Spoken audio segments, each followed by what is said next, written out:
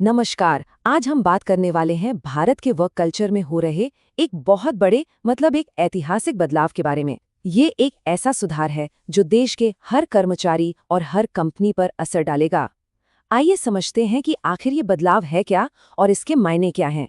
देखिए, पिछले कई दशकों में लेबर रिफॉर्म्स पर इतनी बड़ी बात नहीं हुई है। आप सोचिए, 29 अलग अलग काफी उलझे हुए कानूनों को हटाकर अब सिर्फ 4 सिंपल कोड्स लाए गए हैं। ये वाकई में एक बहुत बड़ा कदम है। तो सवाल ये है कि ये नए कोड्स का आखिर मतलब क्या है, वर्कर्स और कंपनियों पर इसका असल में क्या असर पड़ेगा। चलिए आज इसी को समझते हैं।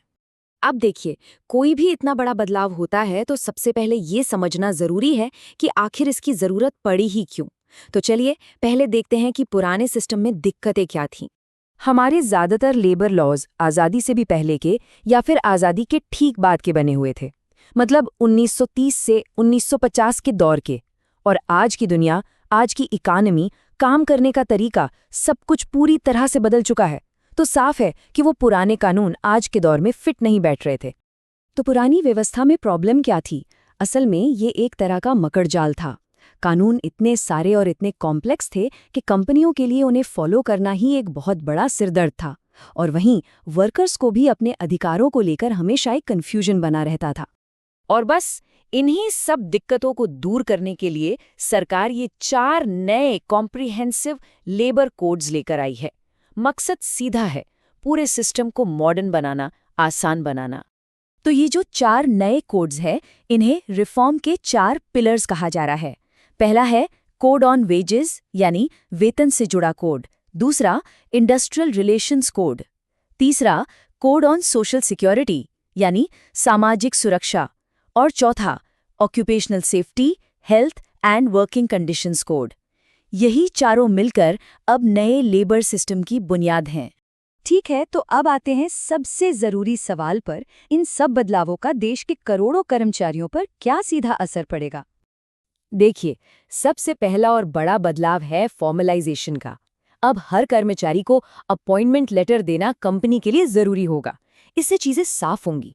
और इससे भी बड़ी बात यह है कि अब देश के हर वर्कर को, चाहे वो किसी भी सेक्टर में काम करता हो, मिनिमम वेज यानी न्यूनतम मजदूरी का कानूनी हक मिलेगा। सोशल सिक्योरिटी यानी सामाजिक सुरक्षा का दायरा भी अब बहुत बड़ा कर दिया गया है। और इसमें सबसे खास बात यह है कि अब इसमें गिग वर्कर्स और प्लेटफॉर्म वर्कर्स भी शामिल होंगे। इसके अलावा 40 साल से ज्यादा उम्र के कर्मचारियों के लिए फ्री एनुअल हेल्थ चेकअप को भी जरूरी कर दिया गया है। यहाँ एक बहुत इंटरेस्टिंग चीज है। पहली बार गिग वर्कर को कानूनी तौर पर डिफाइन किया गया है। अब ये गिग वर्कर कौन है? ये वो लोग हैं जो ट्रेडिशनल नौकरी के दायरे से बाहर काम करते हैं, जैसे कि फूड डिलीवरी एप्स या कैब सर्विसेज के लिए काम करने वाले लोग। तो अब इन गिग वर्कर्स के लिए क्या किया गया है? इनके लिए एक सोशल सिक्योरिटी फंड बनेगा। और जो एग्रीगेटर कंपनियां हैं, उन्हें अपने सालाना टर्नओवर का 1 से 2% इस फंड में डालना होगा। सोचिए, इससे लाखों वर्कर्स को पहली बार सोशल सिक्योरिटी का फायदा मिलेगा। महिलाओं के लिए भी इन कोड्स में बहुत कुछ है। अब वो अपनी मर्जी से और जरूरी सुरक्षा इंतजामों के साथ रात की शिफ्ट में भी काम कर सकती हैं। समान काम समान वेतन को अब कानूनी तौर पर लागू किया गया है। और जेंडर के आधार पर किसी भी तरह का भेदभाव पूरी तरह से बैन है। अब ऐसा नहीं है कि ये सारे सुधार सिर्फ वर्कर्स के लिए हैं। इनसे बिजनेस करना भी आसान होगा। चलिए देखते हैं कैसे। नियमों को आसान बनाने का असर बहुत बड़ा है। आप सोचिए, जहां पहले कंपनियों को दर्जनों अलग अलग रजिस्ट्रेशन कराने पड़ते थे, कई तरह के रिटर्न्स फाइल करने पड़ते थे, अब वो सब हटाकर एक सिंगल सिस्टम बना दिया गया है। सिस्टम अब कैसा है? बस एक रजिस्ट्रेशन, एक लाइसेंस और एक ही ऑनलाइन रिटर्न। इसे सिंगल विंडो अप्रोच कहते हैं। इससे न सिर्फ कंपनियों का सिर दर्द कम होगा, बल्कि ये उन्हें फॉर्मल इकोनॉमी में आने के लिए भी बढ़ावा देगा। एक और बड़ा बदलाव है जो सीधे कंपनियों से जुड़ा है। अब जिन कंपनियों में 300 से कम कर्मचारी हैं, उन्हें किसी कर्मचारी को निकालने या कंपनी बंद करने के लिए सरकार की परमिशन की जरूरत नहीं होगी। पहले यह लिमिट सिर्फ 100 कर्मचारियों की थी।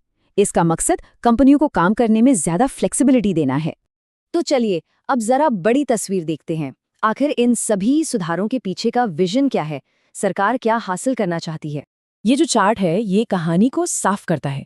देखिए, 2015 में देश की सिर्फ 19% वर्कफोर्स को सोशल सिक्योरिटी कवर मिलता था।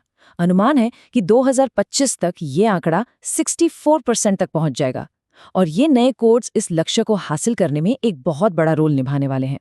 सरकार का विजन इस एक लाइन में साफ झलकता है, एक ऐसा लेबर इकोसिस्टम तैयार करना जो वर्कर फ्रेंडली हो, वुमेन फ्रेंडली हो, यूथ फ्रेंडली हो और एम्प्लॉयमेंट फ्रेंडली भी हो। तो कुल मिलाकर इन सभी सुधारों का सबसे बड़ा मकसद भारत के लेबर लॉज को ग्लोबल स्टैंडर्ड्स के बराबर लाना है, ताकि देश में रोजगार बढ़े और सस्टेनेबल ग्रोथ हो सके। तो ये तो साफ है कि रिफॉर्म्स बहुत बड़ी हैं, ऐतिहासिक हैं। पर असली सवाल तो यही है कि क्या ये नए कोड्स सच में भारत को एक फ्यूचर रेडी वर्कफोर्स दे पाएंगे? खैर, इसका जवाब तो हमें आने वाला वक्त ही देगा।